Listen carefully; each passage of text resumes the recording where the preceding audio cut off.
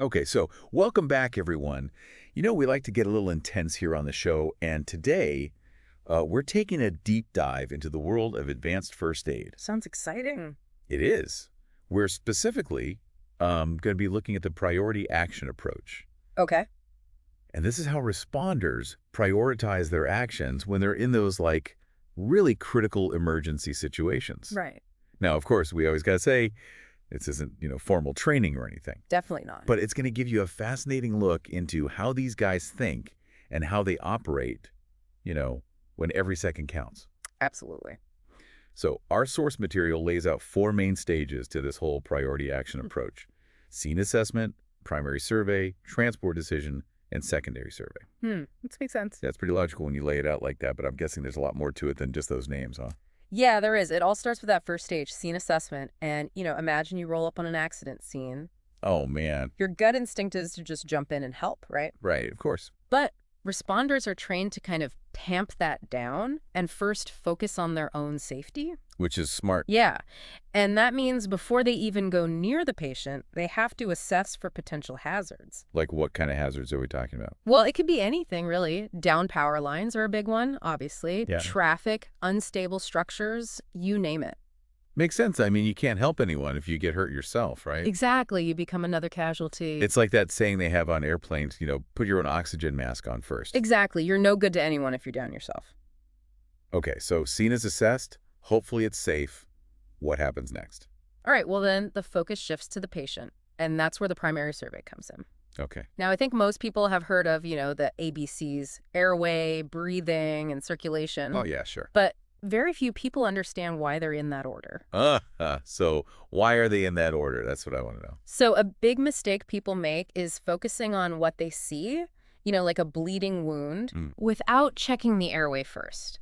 A blocked airway, that can be fatal within minutes. Wow. And then you got to check breathing, because even if the airway is clear, the person might be struggling to breathe effectively, maybe because of a chest injury or shock. All right, right. And then finally you get to circulation. That's when you're checking for, any major bleeding that needs to be stopped right away. So it's about tackling the things that are going to kill you fastest in that order. Exactly. Got it.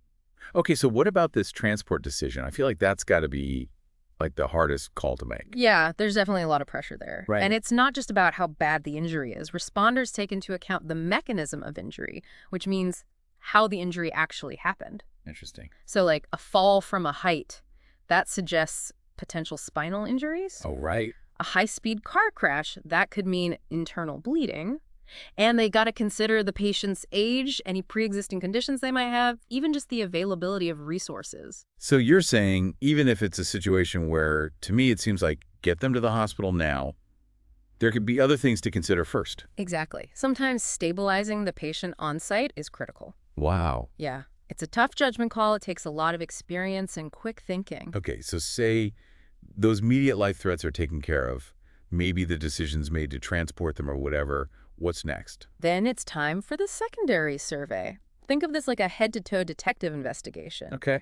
The responder is going to methodically examine the patient, look for any injuries that might have been missed initially, Yeah. checking vital signs, looking for deformities, gathering info from the patient if they can talk. So it sounds super thorough. It is. So to kind of sum everything up, this priority action approach is all about, like you said, speed, safety, and knowing what to do first to save someone's life. Pretty amazing stuff. It is. But we've got to emphasize, this deep dive today has just been like a little peek into advanced first aid.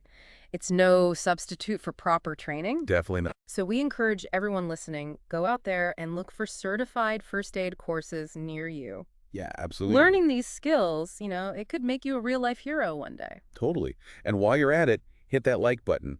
Share this episode with your friends. Subscribe to the channel for more deep dives like this one. We want to hear what you would do. So leave a comment below and tell us what you thought of the priority action approach. What would be going through your mind if you were the first on the scene?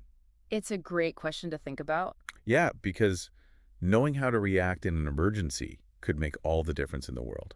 Absolutely. Okay, that's it for today's deep dive. See you next time. See you later.